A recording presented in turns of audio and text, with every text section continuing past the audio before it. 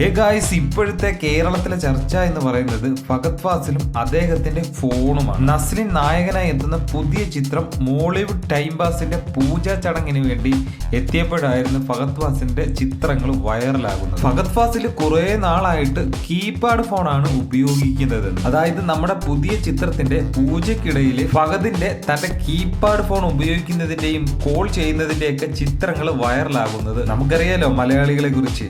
ഈ ഒരു ചിത്രം വൈറലായതും ഇതിന്റെ പിന്നാലെ ഏത് ഫോണാണ് ഫഹദ് ഫാസിൽ ഉപയോഗിക്കുന്നത് എന്നൊക്കെ കമന്റ് സെക്ഷൻ നോക്കിക്കഴിഞ്ഞാൽ അറിയാം. വെറും ലോക്കൽ ഫോണാണ് ഉപയോഗിക്കുന്നത് എന്നൊക്കെ കമന്റുകൾ കുറെ വന്നത് കാണാം. എന്നാൽ ഏത് ഫോണാണ് എന്ന് സോഷ്യൽ മീഡിയ തന്നെ കണ്ടെത്തിയിട്ടുണ്ട്. കീപാഡ് ഫോൺ ആണ് എങ്കിലും വില പക്ഷേ അത്ര സിമ്പിൾ അല്ല എന്നതാണ് സത്യം. ആഗോള ബ്രാൻഡഡ് ആയ വെർട്ടുവിന്റെ ഫോണാണ് ഫഹദ് ഫാസിന്റെ കയ്യിൽ. ഏകദേശം $1199 ആണ് വില.